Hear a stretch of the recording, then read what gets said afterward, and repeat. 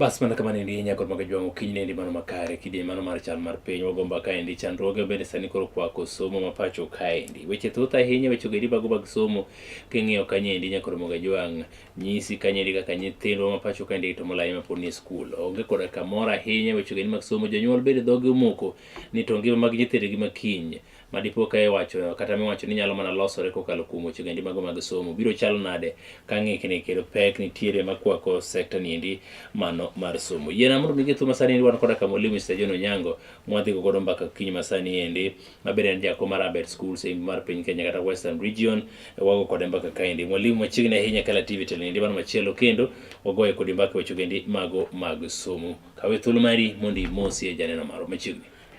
Erokamano ahinya jaduong' Henry ni jowinjo waduto mag Kala TV amor kawuono ga kendo wachako warado. Yes. Mondo wagoye mbaka e weche mag somo nikech somo no e chakruok mar dongruok mar oganda nikech iwacho ni ng'ama opuonjo nyathi en opuonjo community. Yes. Erokamano ahinya. Machiegni. An japuonj John Ochieng Onyango an jakom mar Abet Schools ma Western Kenya Region. Erokamano nya mwalimu waseneno weche mathoth ahinya katimore pacho kaendi wachake gi miyudo kama liet ahinya wach mano ma junior school ni endi JSS teachers ne nitiere ng'anyo gibiri ng'anyo almost 4 weeks ma en 1 month tiyudo ka ng'anyo mar gine noneno ka nyindi ka Akelo Misori mabende en jagoro mano mar Kupet wuoko kendo chungo ng'anyo mano mar jopuonje gwendi seche mochungo ng'anyo the very day mabende ochungo ng'anyo ka nyindi jopuonje mag junior schools bende wuok oko moko kuom wacho ni ng'anyo biro dhi nyime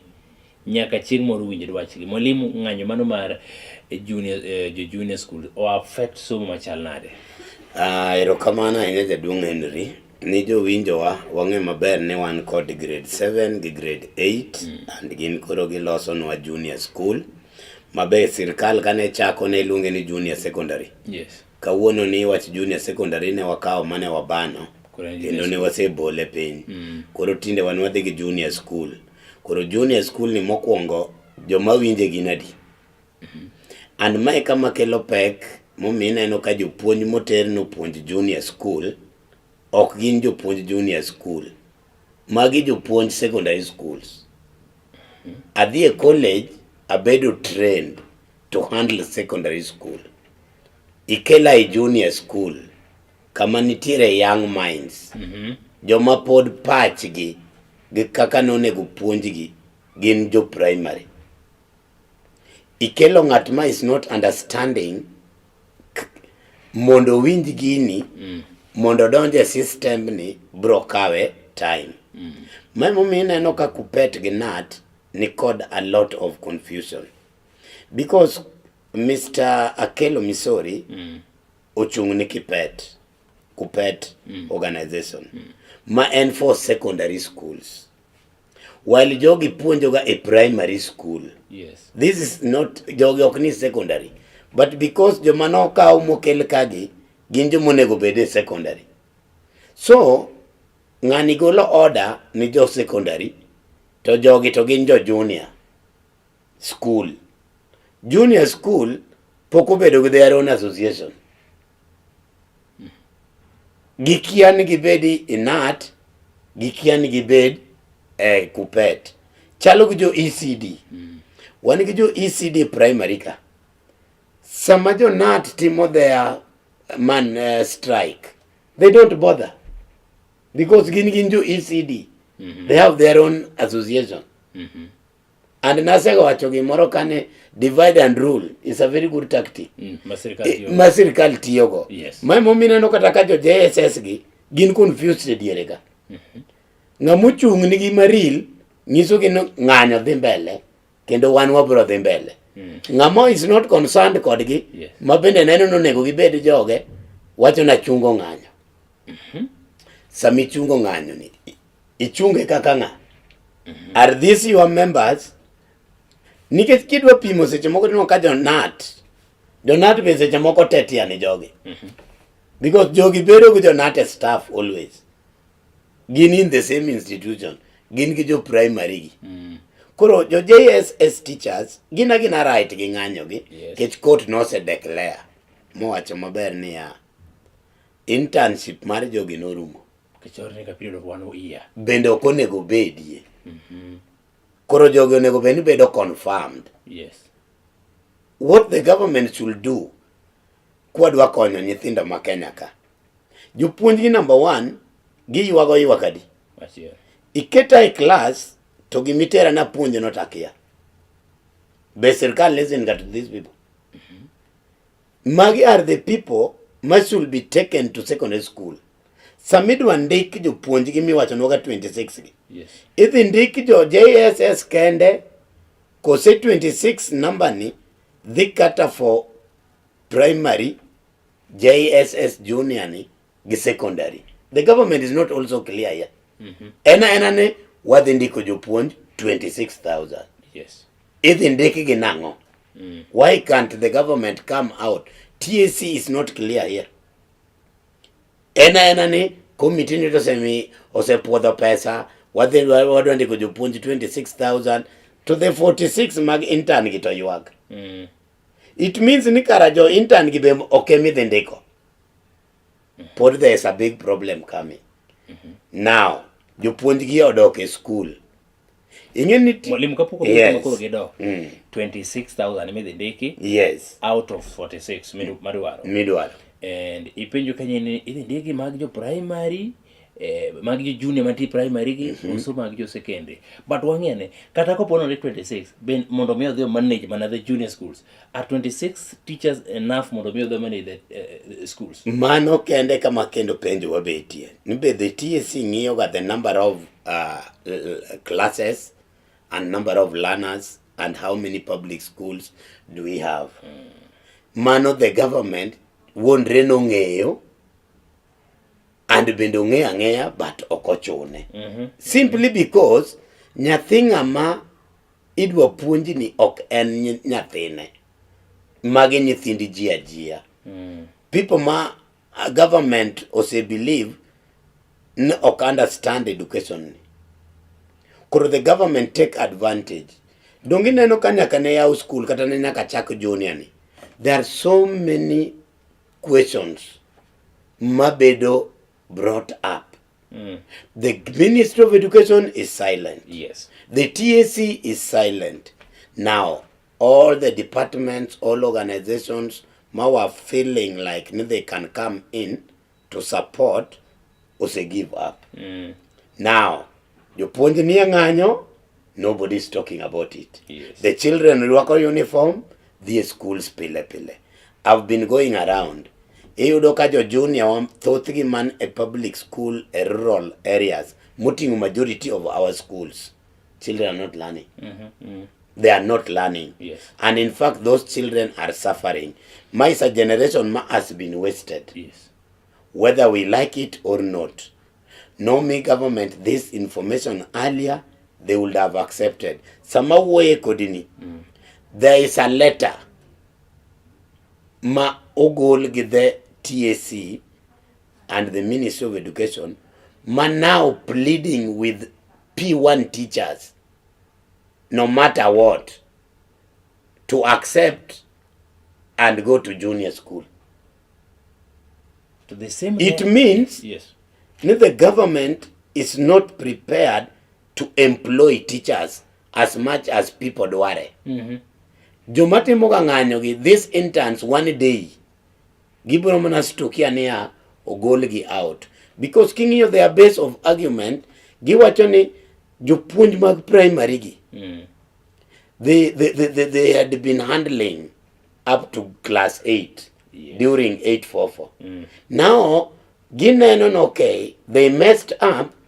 How can we now bring this thing back? Mane kwano magore sani. Mane mineno ka penjo ni 26 ni. King'iye onge kamo ondekie piny junior ge mwadhi kao. En wadhi ndiko jopuonj 26,000.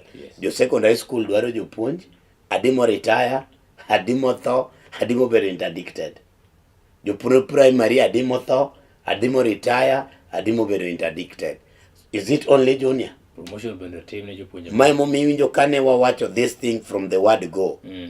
Change the curriculum but don't change the structure. Yes. Because you won't manage it. structure takes time to mondolose. Structure ikao time, but the system inyalo change, but the structure need to remain. Nedwa loka the curriculum modify twadonga gi 844 wacha. Tuamie kata another name ko kwadwa 844. Yes. Would have been much better than now this confusion mo come into everybody. The minister himself poka winje kama minister milungo ni Machogu kao time ne. Yes. Mubida piny mondo explain ne kata mana ordinary mwananchi ni bwana mae junior mwawacho gani. To mae kako brother, to mae kako chako, to mae kako brugik. Nobody is talking about it. Ingeni samoro maybe okonyal temo manende nikech kwang'iyo kata ka gisebedo e kinde ka achiel koda Kabelo Kipsang, jogi have been speaking different languages. Yes. Ma nyalo miyo ng'ama nyalo miyo information about junior ne gang'o gini bedo ni koro onge. And king'iyo gini obire e ik ma Amina Mohamed. Ma bende samoro mbaka madang oga Amina Mohamed nikech nosiwuok e ministry no endi bende samoro onge. So he's not even aware nikech king'iyo statements ma Machogu make Mwalimu anma kona dhoga ne to ng'ani en minister nang'o. And mane kamineno ka gini bago goji nikech inongo ka the PS. Yes. Mare education and the directors inside here. There are very many. Yes. Who has even come out clearly mondo state nikech kidhi Ministry of Education one that guy muchung early education for early years. One get that person muchung primary. Then one get that person muchung secondary.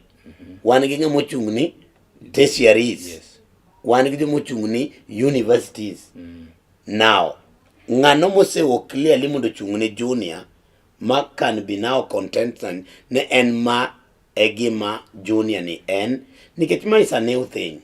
Yes. Ango motamo giketo somebody ma on a daily or a weekly or a monthly basis can be giving people clear roadmap.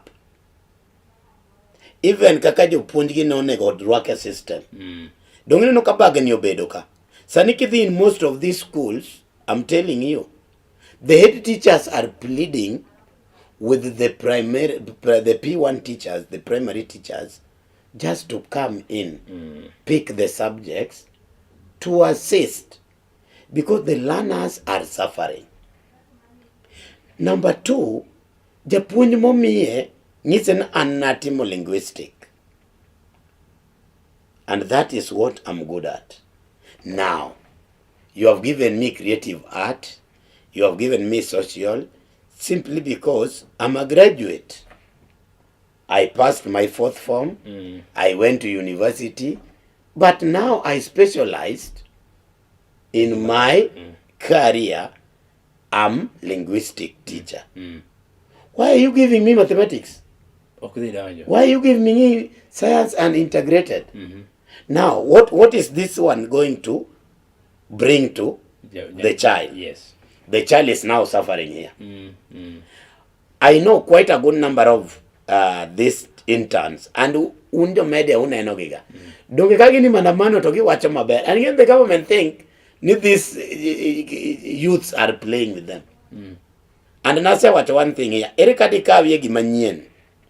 Timiyo ngama is still young. Maonge kod experience in doing it. Ngama ko ki college ikaw gima very important monego bed implemented. Midwaro approve goni gini can work. Timiyo ngama pod kia gino. What results do you expect? Onge good result. Jogi olando nupile kata kun kode gito giwacho niya. Wan mokwongo nyithindo go kwa puonjga. Ani natimo physics, tani tindo mia English. When you say, so what is there? And if the minister is not addressing this thing, the parents are not coming out to question the government. Nikajo mumio gini not him. Ingeni jiwega nyithindo gi, ni these young boys and girls, koma ko microphone seche magi manda manager. Ingeni ngato kayo wang to watching the truth. Yeah. Ingeni kayo ko wang, abro wonde gi nyiero, yet kata ikia. But kayo wang, you will know my true color. Yes.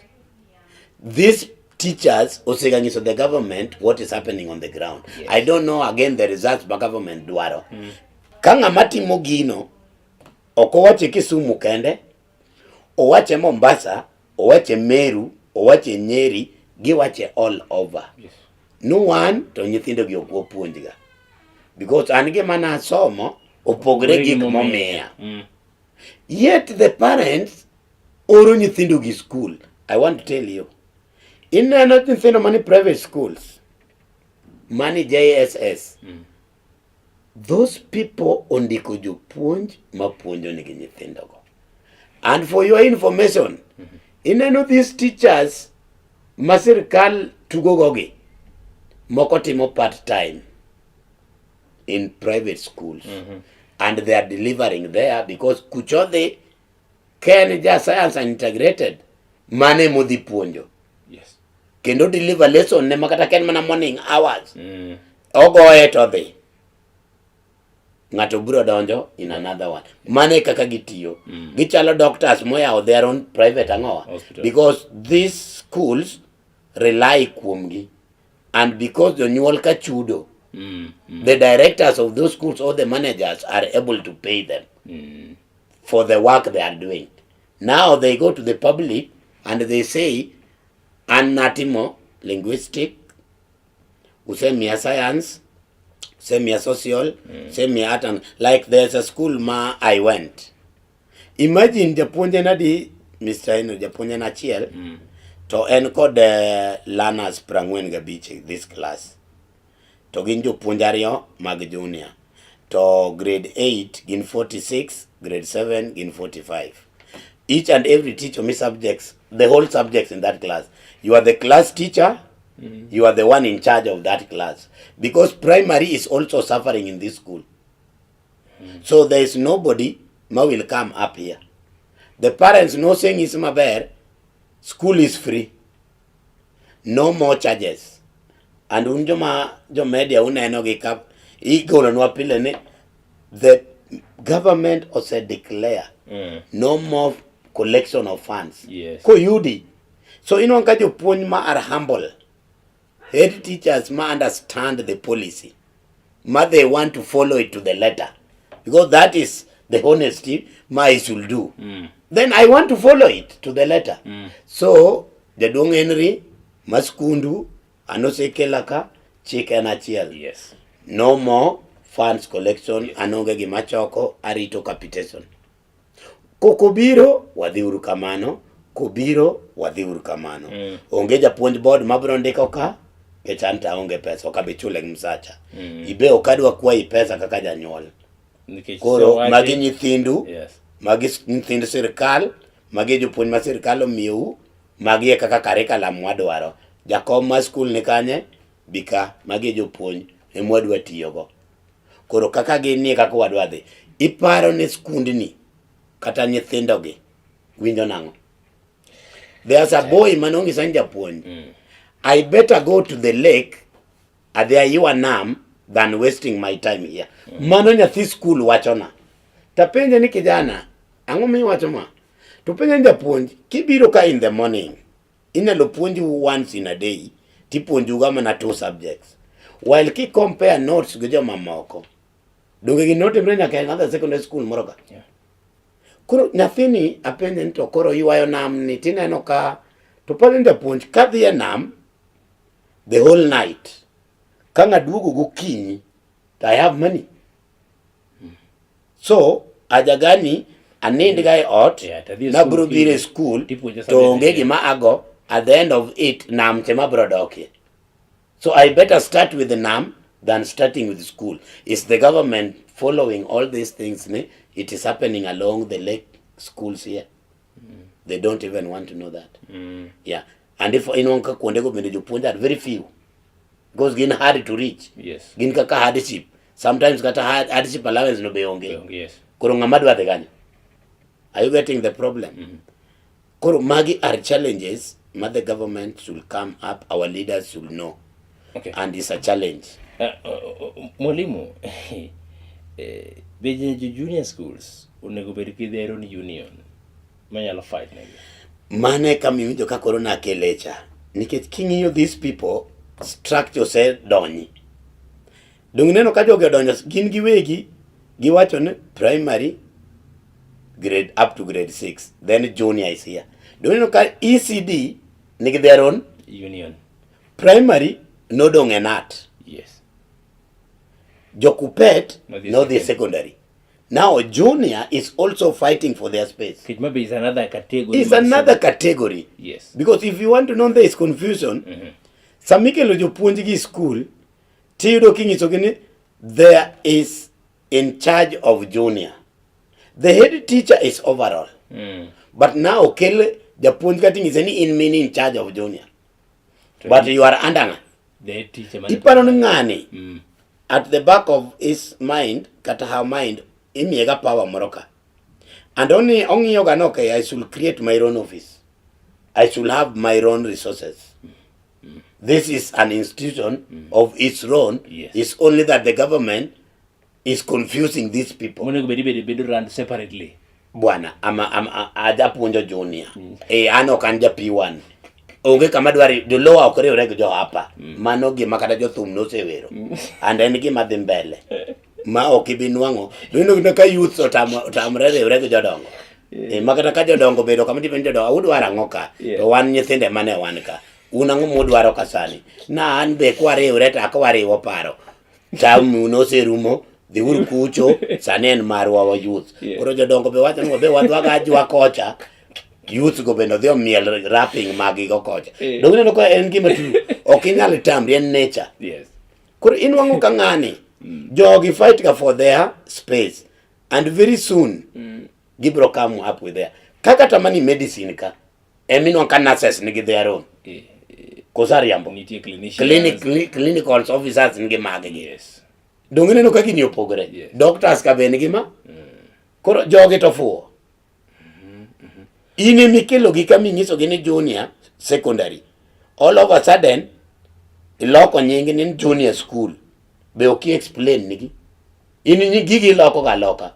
Ka wiyo chako muoch. Gano the conference Mombasa. KEPSA. The KEPSA has proposed and the minister second and then those. No, all the schools because one give primary ECD, one give primary kata one give junior secondary. Lunguru gigi ni comprehensive schools. Tujiwoko Mombasa, tingiso gini dhundiki gigi dhoget. Saniki wuthi skunde wage. Comprehensive. Tine no kaji teondi kuni comprehensive. Molimi nyalo okalo kure. Molimi nyalo kelo the word comprehensive. Which mag somo kind koro comprehensive. Nima is a comprehensive school. What does it mean? It means nen comprehensive nikoro otingo nursery to primary nyaka secondary. Koro en comprehensive. En manyuanda. To sani kelo this word. Kamose ka leg parliamentarians, kam education stakeholders osebedo piny. Ma everybody understand because it's only teachers me wacho ngano the lock gini. To the certificate of these schools in the registration, are they comprehensive? That is a question, yes. They are primary schools. They are JSS. That it means mwalimu nenga to nyalo the su kata the government kum kitu kibore check ma okoloke from the society, the social. That is it. To ndeke nyaka iwacho nigi from Mombasa and from here. Dundike. Go and change. To kwa change the registration margi. Certificate to kolok. Yani jo piny somege dhoget ni comprehensive. Kora kagi piny to tinde skundo ni en ga comprehensive. Mokwongo the key stakeholder mother school ok no bedo brought on board. Ene mo penjo ka. Samothe gato wacho to school ni tindi luonge ni comprehensive. Janyuol moro no penjo to mani to ngeche ang'o. Tagite to kuma skundu. No ko luongu samidwa loke. Nuwan wana na kondike kama. Gimeke kia. Jo Mombasa dhundike. Sweet word. To cause more confusion. Mondo jo piny kik ng'e what is going on. Yes. Then this was now to make these interns fit under the head teacher. Okay. Ingeni mokwongo jogi ok ne dwaga winjo wach head teachers. Dongi winjo kama chako no kelgi kiwacho no ng'ato is in charge of junior. an teacher ma primary but osekel ng'at ma in charge of junior but accounts to ane maran. Manyiso ni there is supremacy battle kaendi. That is it. Adwana run junior to ni pod ane bwonga machielo maja primary. Ne ene momiya pesa. Tata ja junior. To junior nigi his own accounts is matini kikela na I'm in charge. Onego bena anie kusema yes. Ane ma sign everything. Yes. But koro kendo podi keta bwongacha nikech ng'ani maskunde gigiteni yeka. Koro kaji North Mombasa me kama no kelo argument. Yes. Ed teachers no luor. These junior guys will now see the light to bro hinyawa. What can we do because ane man get title did my school and man in charge. Lock no name. Yes. Wami u comprehensive. Mwalimu. Diponi mai makelo yuarruok maniki nat ka achiel koda ka kupet kata in general. Ang'ome yuarruok ni kid kupet gi nat. Kupet gi nat inge always ne wacho ni thuond gwen ariyo ok rewi aguladi. Yes. Jo kupet neno ni gin so superior but their number is less. Nena gima kelo yuarruok. Jo nat ng'eny. Donge neno ka jo junior gi kano keli primary, the nat people wanted them to register. Mabende no yiengi. Iwinja. Kech nat was the general even before Kupet. So ningi so gin now unun kod jo primary gi school achiel un koro donjure nat. Ma ok no kelo winjruok e kind nat gi Kupet nyaka sani. And ineno ga always ka jo JSS ni ng'anyo. To jo nat is very silent. Kupet ema dhi back gi. Kupet dhiga back gi mondo yud that number. Okay. Kech magi are secondary school teachers. So it means near the junior school is a battling zone kaendi. That is it. Gine milaro gi ka. Ilaro gi sani. To gibende giseriek gidwa ni gibed independent. Yes. Because the structure wacho ni gin junior. Koro they should also come up mondo gi start their own union. Kech gibe koro gikia ni gin kanye. Wadoga wench ba junior kaendi koro gidok. Yes. Rayo ga uchele ridhe ndeke. Koro no winjo ne ochung ng'anyo gidok. Lwasi mar tich.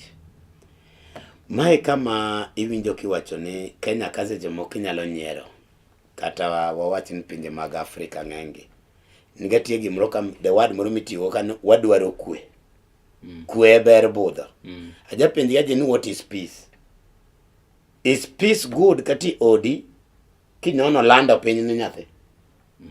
Is that one a good peace? Kuzukungu goru ko kumanyo kweno. Usegore kabisa but kori wacho ni ya mae no panga. Bwana kiteme odaka tung'utia keto piny. Kato bed mna ja odi.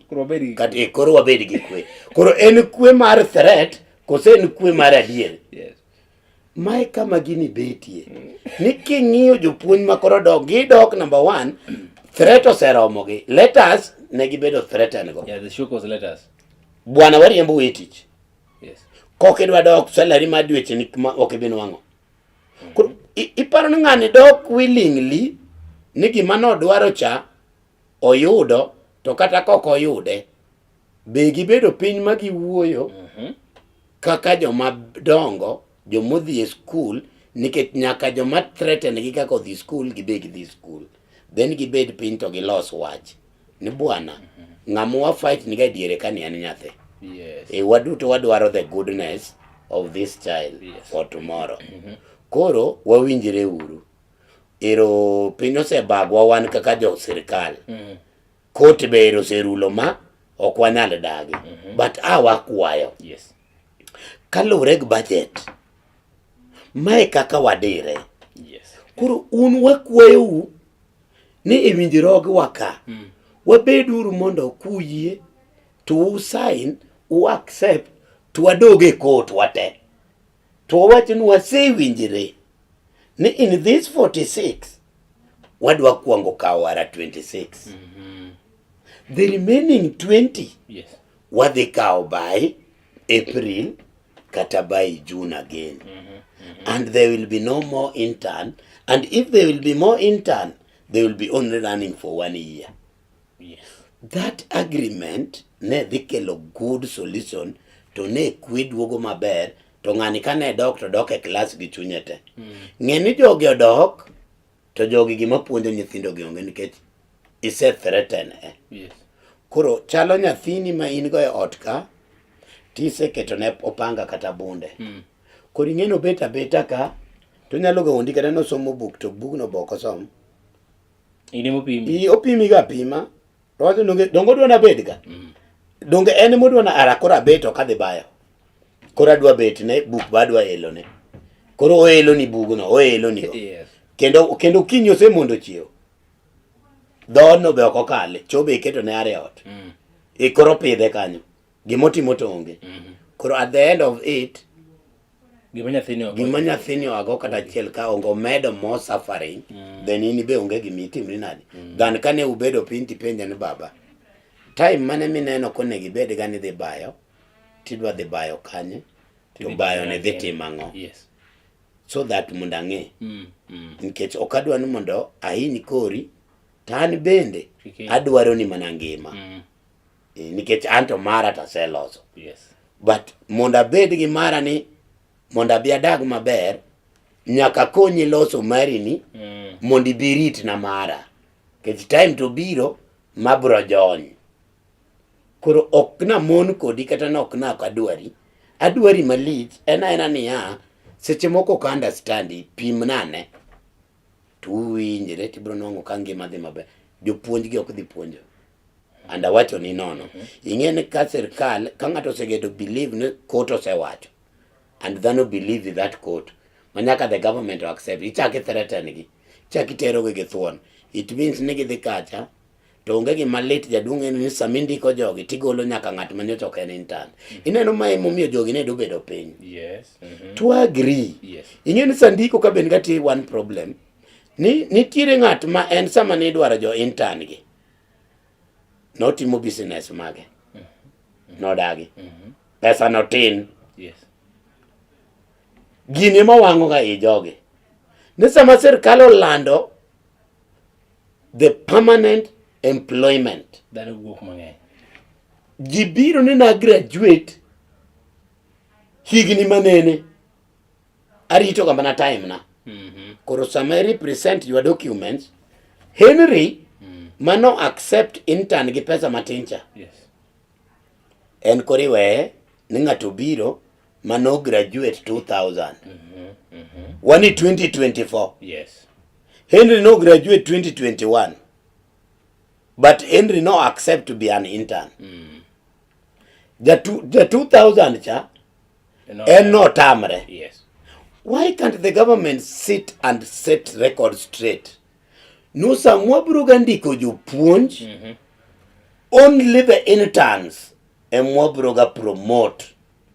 And my bron wango ka kelo harmony. Yes. Everybody will be going for this intern first. Ubeda policy. Yes.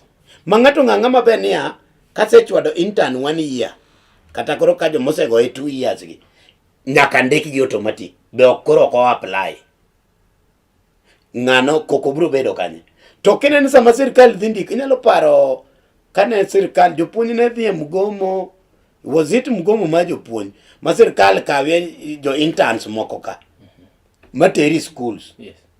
All of a sudden akiani gitiyo igachiel akiani gitiyo less than a year ochako riembgi sama ni ndiko ji gino kokawge kata nyaka sani nitie ma pok nondikga. Sani joma ni intern gi sama indiko ji ma ji apply idwa nochako apply jaduong' Henry. Koro in manyocha riembo boda boda osebedo consider directly because I'm already in class. Yes. So for you to bring these people outside there to be in class kuongi ketgi kata mana un karuka okapar ka ng'ato nyalo wuok kucha to kali and kata kokali ok inyal winjo maber. Isevumilia ka but koridwa ndiki ji tini winjo ni ng'ato ogol from outside to into podo we in the same position in pod in intern ywa tipenjo jatelo nto yao masechwado gini higni 2 kani. Yes. Okaw kuongo consider kose oka perform ya kose arach mondo achak chon adhi adwar kamo nikech ka koro ng'ani obi par ng'ani dhi nena nadiye ka ng'ani ok dhi sungre na. It means it's a lower my interest. Koro ibro no ka gima no negative maber.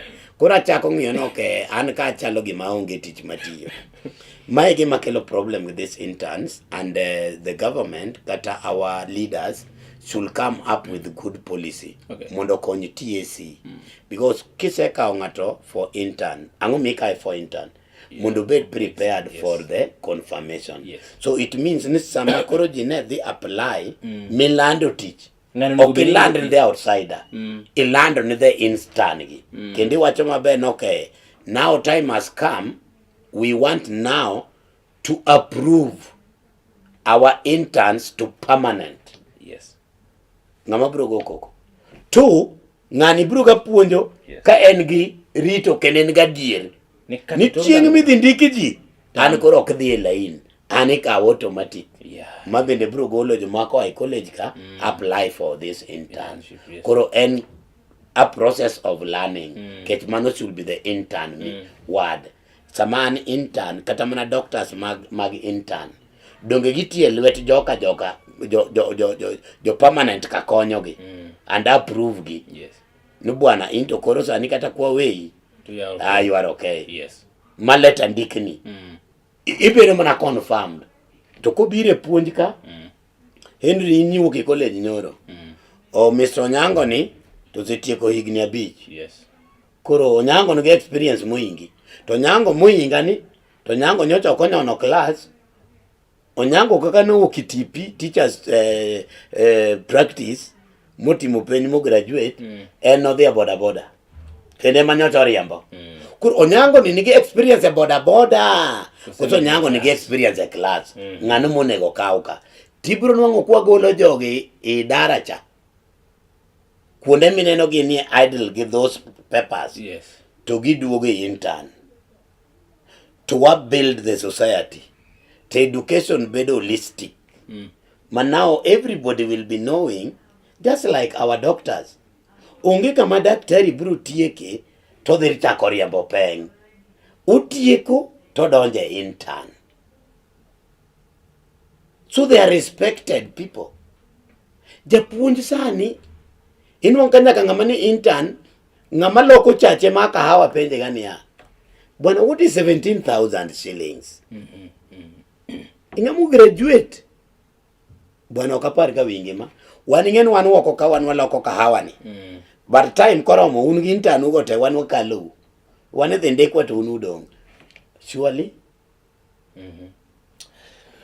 Mulima ke kanye nyakoro mago jwang en baka meta hinya weche gidi mago mag somo kelo peka hinya gi thul masani ni wira pinyo wacho pacho kaendi podo ko ng'eyo kama gichom koda ka somo jonyuol mana kaka nase wacho bende pinyo to kuro somo mago mag nyithindewa ochomo kanye waga mana yweyo madundo kaendi waduogo tok thul machuo kod bath paka dire kidie mano mar chal mar pinyo suru mokinyi.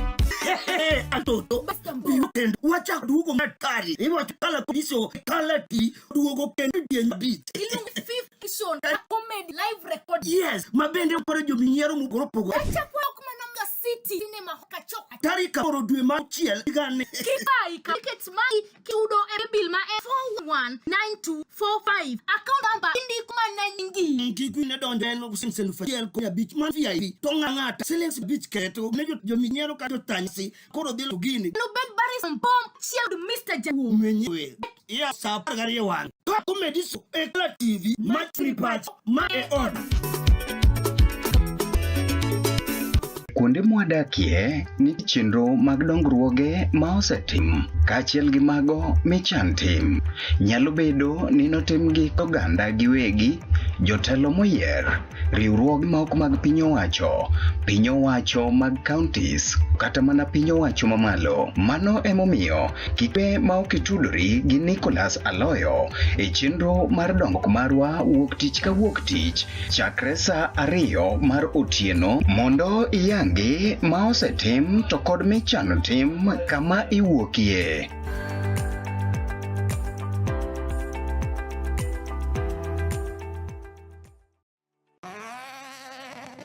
Tugo en achiel kuom gik makelo oganda kanyakla kendo miyo oganda mor.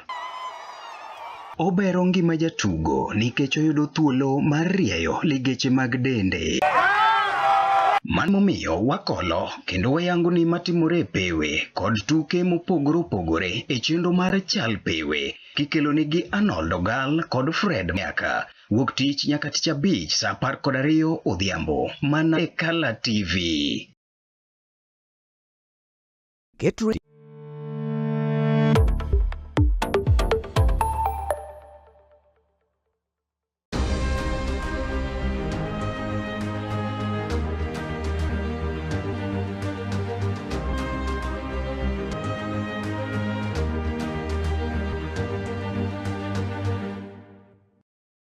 Machiegni ahinya nyakor moga jwang' e tielo ni endi mar ariyo kidi mano mar chal mar piny Sule Mokinyi wan koda ka Mr. John Onyango bende en jakom maber schools e imbe mar piny Kenya kata Western Region.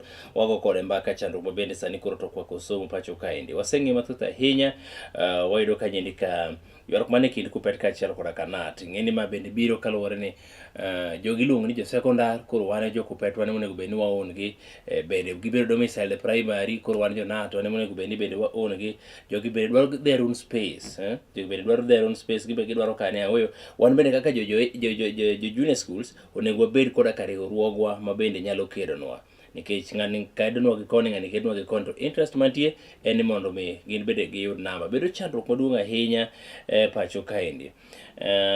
Mwalimu nitiere mbaka mabende yudo ka wach mano ma Showcase letter mana kaka wacho ni ma is a threat. Ng'ano dok e skul to gima koro dhi timore nyathi koro onge obedo kanyo nikech koro osebwoge ni ka ok idhi to ambe wariembi. Ne waneno kanyo endi ka piny owacho nobiro gi paro moro kanyo ni the TSC nobiro gi paro moro kanyo mondo gigo mbaka kod jopuonj mag jo primary mondo mi odhi opuonj ang'o odhi opuonj jo secondary jo junior secondary kata jo junior schools. Ma endi ok otimore maber ahinya nikech iyudo ka sani endi koro Kupet owuok mager give the government kwacho teachers up in arms after missing JSS jobs. Chandruok ne kanyo mwalimu nikech kanyo to wacho ni kare koro wuoro gi jo primary ginyalo timo nade ginyalo puonjo jopuonje mag ginyalo puonjo jopuonje mag jo junior bedo nade to ng'ano be wach ni areas of specialization be yudo ka mwalimu opogore. Koro yudo ka endi kiwacho ni primary school teachers have picked a fight with the Teacher Service Commission, failing up to grade them to teach junior schools and instead employed graduate teachers. Mane kamineno ka koro kidhi e school sani jaduong' Henry. Yes. Tiyude kama nachiwo ni ranyisi kod school nde moko 3 and gi ng'eny. Miyudo ka primary teachers ng'anyo ok dwa dhi e junior. Kech giwacho ni the government notuono gi tich to kelo graduates ni ema nyalo. Graduates manokel ni nyalo gi bendo si prove ni these people no wan gigo ok wanyal. Keche ne any specialization ka science awoki university atimo education atimo gimiluongo ni linguistic kabiri junior ka you give me linguistic wachona gi kwano gang'o nikech mano tij jo primary. Yes. Kane jo sirkal ong'eyo ni gini cannot work for them because subjects gi ng'eny to jopuonj mane gikelo gi to tin. Yes. They would have fixed these primarians because jogi osegabedo ka puonjo nigi gigi always. Yes. Now negi kao the curriculum to gi mixed gikao primary things and secondary things to gi merge. Ineno kama hinyo gini. Okay. Mane JSS. Kech iyudo ka en kwano kwand jo class 8 gi kwand form 1 obedo mixed e iye ka. Ineno kaka gino chalga. Yes. Language the same. Language ma jo 8 machon mar class 8 kaka kane itimogi jo 8 ka gi mag form 1 ka okelo nywand ka. Ineno ka makelo confusion. Koro iyudo ni ken creative art odonga primary ok odhi e secondary. Gina gik primary ka. Music odonga primary mane watimo machon cha. Mar 844 private. Home science odonga primary mane watimo machon cha. Craft the same. Agriculture odonga primary mane watimo machon cha. Kibiri science and integrated gikawo form 1 gi primary to gi merge. ICT ma en computer, Yes. is a bit technical gi very many schools because kata gigo kama gidwa yude gike. Mani bende nochako kelka. At the same time, graduates mokelgo tin gi mong'eyo those ICT mapuonjo computer. They are not there. In fact, most school gi onge. Because onge ng'ama oka e university kucha ne en odwa dhi puonjo mana ICT ni kende. Onge. Unless odhi otime to the higher level. Makoro nyalo time technicals, nyalo time secondary school pure. But here in primary, otimre na. Kuro mae yuarok mineno kanika. Now the government uduogo paro. Gineno the nyithindo hinyre. Yes. Giduogo gipenjo to watim nang'o. Kuro giduogo gisayo ga jo primary. Now the primary bendo tamre sign those letters. Nuse kadho wa. Ne use jaro wa. And gini kita kipenjo ga Mr. Obwon. Nineno ka ndalo moko be naneno ka un kodeka. Niwinjo ko wacho. Ibiro gi the word ni kendi ni jogi ok nyal. Ine mi wacho kende lando ne jonyuol. Ni jopuonj primary ok nyal puonjo junior. Kaso koro idwa duoke koro. Koro idwa ga ni duoke kacha. Then iwundri ichak ikawo moko from primary ka ni promote a junior tiwe moko. Are you getting that? Sami promote ng'acha ni ama koro ber, koro mudonge ng'isi gano okay, wan be koro ok wanyale. We have very good teachers in primary here. Makata kokawo ni akawo kwana no nupuonjo class 8 no, grade 8. Opuonjo makata graduate penjo kamana to ng'ani ok dhi puonj secondary. Tung'ise gani bwana, giga ok wahera da. But magi nyithindwa wan magi nyithindo, wan magi jomwa puonjo. En niya, sirkal ne paro ni giriek moingowa. Dak ne gibedo kodwa piny. Mane kamiwinjo kapod aduogoga. Did government sit down with implementers? Ma implementers gi okwerogi ni gini to kwanyal. Kose gi decide in the big office in Nairobi. Gik makelonwa hinyruok gin mago. I decide kucho tikelo naka. Then kose bagi to koro kende dwara. What will I do? Mae kamiwinjo kaka koro mess up ni donje ne jo primary barupe mane okel. Yes. I'm telling you the truth. Nikech nyaka jo manobedo promoted are suffering. Ka ng'at manobedo promoted jogi neno ka suffer. Ento sign gino ni mondo gino konye gang'o. Ukudongi primary ka to yue. Kama onge stress. Onge gik machando wiye mang'eny. Upuonjo grade 4, 3, 4. To jopuonj be primary ka saidi. But iyudo ka koro sirkal nosewacho no grade 7 and 8 is special. Gino ginyal. But speciality mabiro nindi biro nade to jogi ndi ochako wingi nyithindo gendi class 1 kata mana. To be nyocha gipuonjo gi nyaka class 8. Yes. Always. Yes. Why couldn't the government just say, no, we shall continue with this our teachers? Nitiere motimo diploma yeka, nitiere motimo degree, and they are in primary here. Ang'o mane mono gi the government molimu kare timo ne gi retooling kogi kedwere mag simple manyithindo ni rusa. To gi dhimoni retooling. Yes. Retooling to gi catch up kuonde ma government ne paro ni they cannot be good at. Government no fail itself. Okay. Now grade 9 is coming here. If again ichaki sebedo gi problem ka, ichaki kel another problem ka, and people are quiet. Ka jo grade 7 8 ok som, jaduong' en onge gi malit na ni da grade 9 ok dhi somo. Machalo ja form 1. Ok ni chalo maja form 1. To facilities dhi dong e secondary, laboratories dhi dong next year, classes dhi dong mang'eny, jopuonj dhi dong e secondary kabudho. Manyocha puonjo form 1s gi te. Lessons go te jogi dhi bet ka yweyo. En gima lit. Ng'ato kibigolo miduok chien. Yes. Kech nyocha handle form 1, form 2. Yes. Seche moko form 1, form 3. Koro onge kamidhi nyise ni in koro sani Form 2. adwa ni dogi e primary kucho, Yes. koro agoli ka. Mano is a demotion. 2. Owe good facilities kama staff room olos maler. Oduogi tie yath. Kama staff room en ga tie yath. Get onge kore gatache ji luwo kamoro amora e skundno. Japuonj aneno kanyo. Koro igole e secondary, ni form 1 onge kucha, dogi dhi puonj na joka e primary. Primary, yes. 1, classes koni kanyo. Classes poko ger. Wan ga dwe mar 6.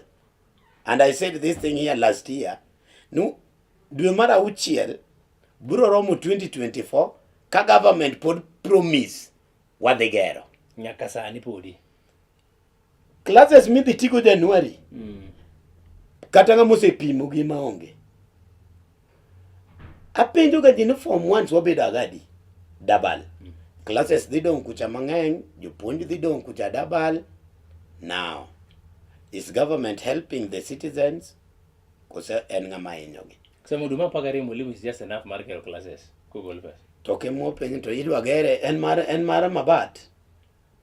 Gi yien michungo seche go to ji donje. Kech mabat masani maneno ka ji golo go dala. Igo mabat suit. To wachino osemna rumo. Koro akia ni serikal oamua dwa gero gi mabat suit. Mondo nyithindo donja. Kech mano to kata Desemba gere agera. But ka en classroom ma nyithindo dwa some ma en grade 9. Jadung en ridhi form 1 ing'e grade 9.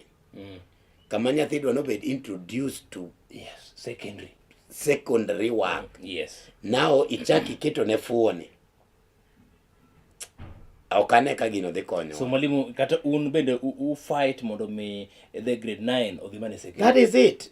Nyithindo gi, the truth of the thing is ni manpower machendo kani. Yes. Manpower. Ingene, number 1, we should start looking at manpower. Do we have manpower to help these learners? Yes. No. And a big down. No. Yes. The number is not there. Do we have manpower in secondary there? Yes. To help these children? Yes.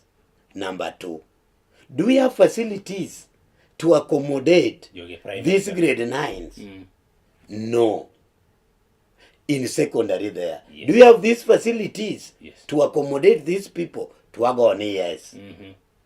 Emomiyo podi winjo kaduogo ni women rep Masiaya.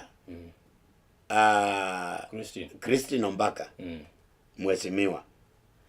Upondo Kaluma. I can still remember this thing. Orengo, the governor of Siaya today. Negi wacho wach moro. And Gladys Wanga. Kapok obedo governor. Kapod en women rep. Mauma Bay. Kikelo CBC ni. To negi wacho wach moro. Na ang'o momiyo wawa structure. Yes. To unlock the curriculum. To structure to awerego. Mombako fight for it, Mombako wache. But all of a sudden, handshake came. After that handshake, did not die a natural death. Now nobody could talk about CBC. Amina from there. Transferred from his Amina was also removed. Yes. And Amina was also for this.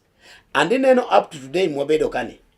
According to Amina, Dukura Kasani wachako grade 1. Ma was our first year for grade 1. CBC. And Amina had good plans for this thing. And Amina wanted all the key stakeholders, everybody, even that approval. My report neodwano bed table. So Sion was supporting Amina. All of a sudden, so Sion changed because of politics. The Nat, the Kupet were supporting Amina. All of a sudden, they turned the tune because they were being told, you punju mwademi ojonia, onges juango. Makoa also was now, agero classes in secondary, nyithind grade 7 will come. Now Makoa wanted this thing to be realistic, not the secondary. Without knowing, koro katodhi kethre, katodhi bedo nango, and nodwa make sure niya, gini the secondary kake wachecha. This government came in. Koro kendo wa domicile. Wadwa domicile. Without, but kapo kwa domicile, waka opach jopiny. Jopiny uyieni nyithindo gi odong' adong'a kanye. Primary. To kise yieni adong' primary. Bende resources nitiere gi everything. Leave alone that. Iyieni adong' kanye. Primary. Adong' gi ng'a. The manpower koro. To kara koro ang'o mane kendo timre. Idong' ineno mesno. Iseyieni adong' primary nikech ika atin. Koro nego bed nadong' gi ng'ama nyocha nacha ani. Keche muwacho. Koro karo nego bed ni sirkal dok on the drawing board to penjo ni curriculum ni. Gik mwa fix ni ja 8 gi ng'ama dhi dong' kode ni. Be en standardize. Is it going to work? If not, can we now remove this and this and this and push to that side? Kamagede yude ng'ama will take them to the second level. Did they do that? Nothing. People were just happy. Nyithindwa bedo domicile. Gidong' e primary. After which, nying to kwa loko. Gidong' e primary. Kupendi no ke gidong'. Sirkal ok no penjo jopiny. Yes. Nesa majo gidong'.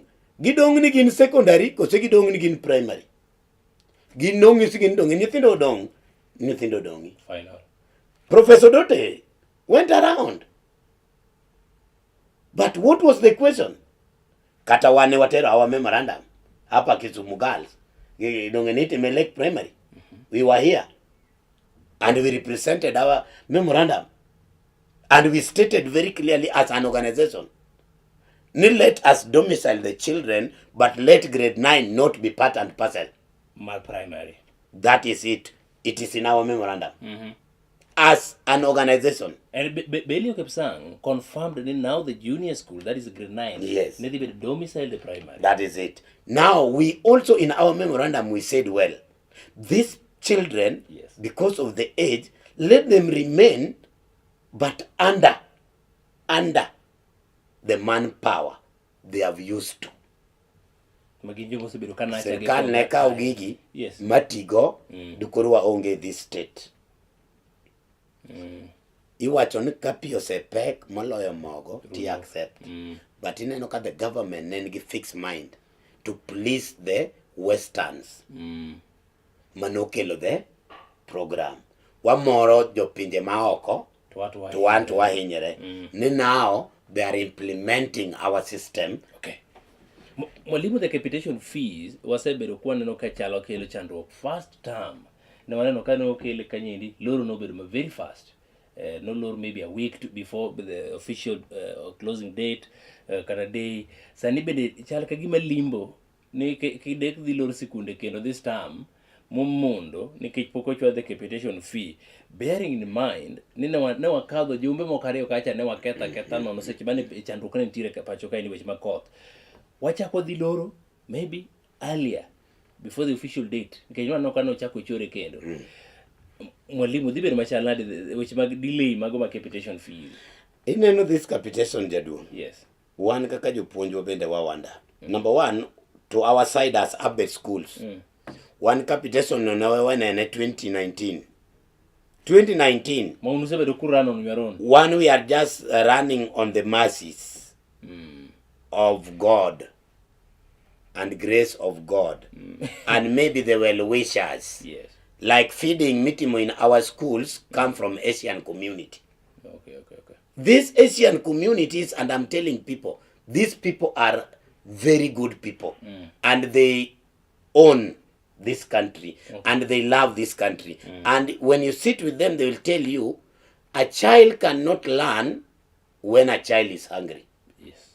And this is why the feeding program, mawati mokodgi in these Abbott schools, gain from their pockets. The government stopped this to upgrade schools. Mark you, na upgrade schools, uting a bigger number of learners. Sani neno ka government dwa timo censor mar audit mar the schools. This target 80,000 schools. Aluf Praboro, how many public are there? Just Google and find out. You will find the majority of these schools magin 80,000. Most of these schools are either private or upbet. Are you getting it? Yes. Now the government own how many schools? Why can't the government think very many children are suffering in this kind of Mabati schools? Yes. And continue supporting them with capitation. To put that one aside. The government delay pesani knowingly. Yes. Or gitime unknowingly. Gitime knowingly kage punish go jopiny. Jopiny onge maber ni sirkal onego bed ni oro pesa. Yes. Wawacho ni term 1 wa oro 50%. Term 2 30%. Term 3 20%. You add, you get 100%. Is this money coming? Kata mana 50% mata mwana ema poko kelte.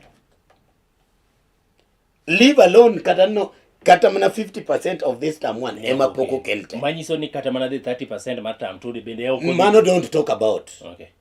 20 now nobody will talk about. Gini gik maka odonji skunde wage. To the parents, yes, kuwinjo kilande, ni the government has released this much billion. Sirkal ogolo billion makama. Ose ore schools. Gima janyuolo nego ng'e number 1. Sirkal oro pesa ni through vote head. Pachael. Maka nyathi tine skundno. Yes. Giyudo matin. Kagi ng'eng to giyude mang'eny. Mae kamiwinja ka jo West jo Central biro gi one man, one vote, one shillings. Ketitime already in our education. Why is it not being not? Ang'omiyo sirkal wondre to gitime education. Na wacho ka times moko. Na anaparo ga ni school ma nyithindo tinie cha. Yes. Emonego orie pesa mundu bed built to bed maber, bed empowered. Mundu release population moro mang'eny konchiel cha. Odog koni. Dongi winja. But ino ka sirkal ko bedo piny to wacho ne population of learners in Kenya. Sani nano sensa midwa timni. Sani audit midwa tim mar all schools. Itime for budgeting in education. They want to know number of teachers. They want to know number of learning materials, money in each and every school, number of facilities, money in each school, number of teachers. Then now they are going to sit down with it and represent it globally. These are the number of learners, these are the shortages, these are the challenges, this is what we need as a Kenya government. When you give us, we are going to succeed. Kuse biro, sami the team ma nyithind private gi the kwan, nyithind upbet gi kwanote, nyithind public gi kwanote, government the bedo kode pin to make kode decision on the budget allocation of Ministry of Education. To kogi kiseche makuri poge, to no one wange manajo public. To submit as of forms gi, to there are so many questionnaires. Do you have your own union? We have a union. We have represented everything. We have done everything. The policy was given out to run these upgrade schools. For your information, it is only Kisumu County, where Kisumu County Education Board, Ministry of Education, sensitized them on upgrade schools. The ministry gave out money, 500,000, 2018. And I'm the one who did it with them. And it's only Kisumu County in the whole Republic of Kenya ma these are schools better registered because our Kisumu County Education Board no bedoga sensitized. Nairobi, nothing has been done. Mombasa, nothing. So in the whole Republic of Kenya, Yes. it is not running. Now you see the organization Marwani, one challenge kanyo. The other parts, the government on inde. Okay. Now, nyithindoge, capitation, samidi leye, suppliers dak nango. Dunge principal na kango no riambo nyathi. Okay. Okay ne hero ne. Because dunge nyathi ni chiemi school ka. Dunge nyathi ni tiyo gi pi, tiyo gi stima, timango there are subordinate staffs, there are nitie gik ma school need mondo run on a daily basis. Yes. What will happen? The principal will say, tomorrow udhi dala. We have our day schools. Mag secondary schools. Iluongo sub-county schools. Nyochi winjo ka jo Usawa nogolo report. Ne gini skunde ma perform dismally. Yeah. Gini skunde ma suffer a lot. Yes. Kata in terms of materials, facilities, manpower.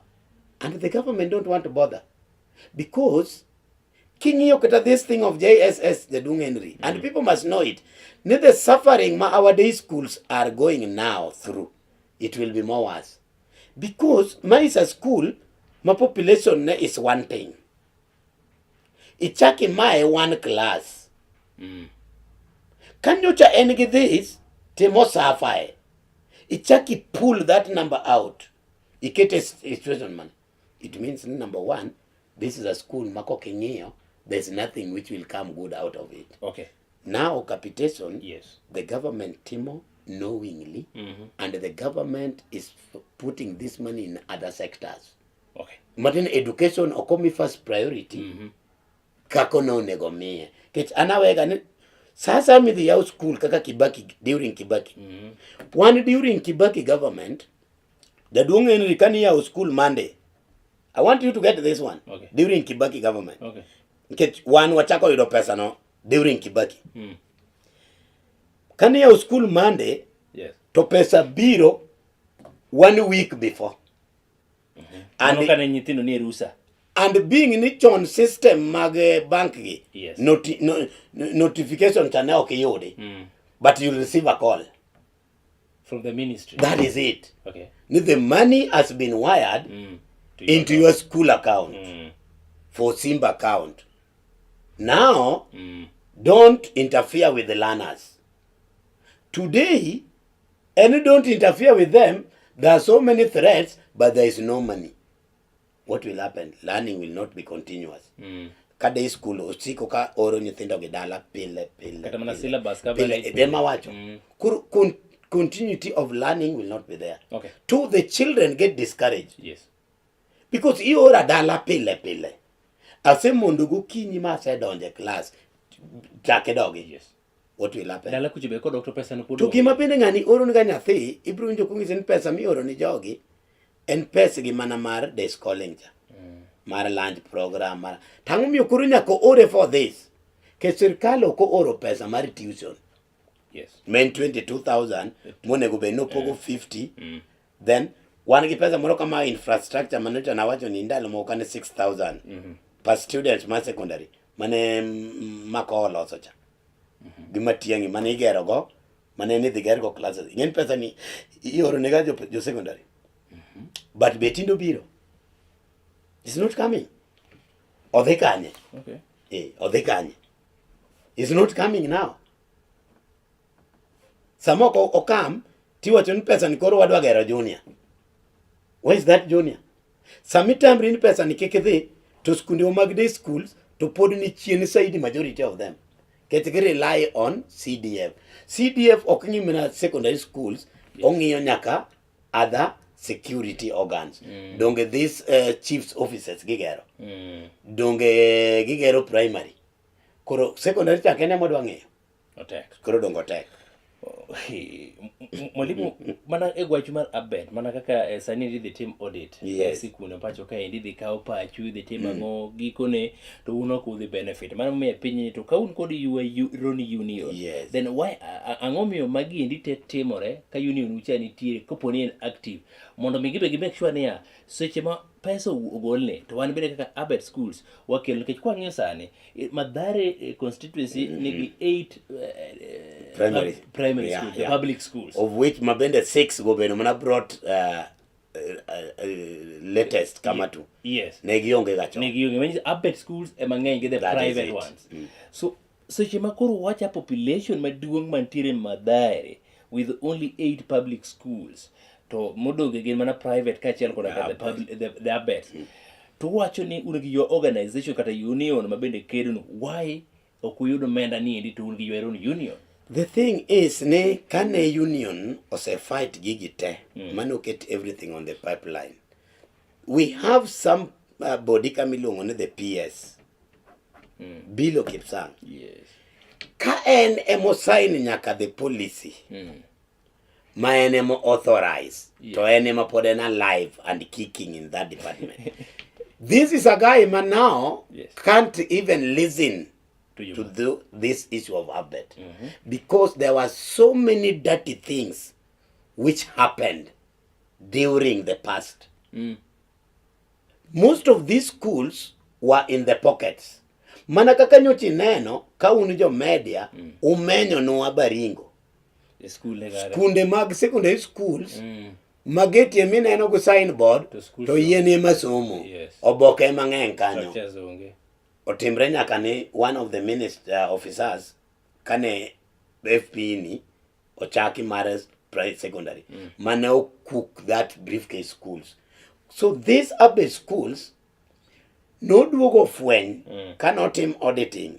No, most of them, the officers, some of the officers, emo to drag jomoko to lots of pocket schools to chiwa data ma is not there to our account to pesa donje. Now we had to register them with the Ministry of Education so that the government can monitor, the auditor can know exactly how many are these Abet schools receiving the funds and are they there. Don't give me that. Now, up to date, manage my government not the money no. Man Nairobi oktime, Mombasa onge, everywhere onge. Korodongine no ka one kaka organization. We are trying to push. But our doing, we shall not give up. And then some of our MPs, our senators in Nairobi have also come in. Oseterenya ki committee of education in the parliament. But are they listening? So aluta continua. Like Sani Kawiane Pokowil. Give me what you Nairobi no. The president himself, kidwangene leaders ogi okudu adwa konyo. Lenana Secondary School, not to donate land. Ni in the whole constituency now. Mano is the first primary. Male Nana Secondary or donate a land Mondogerie primary.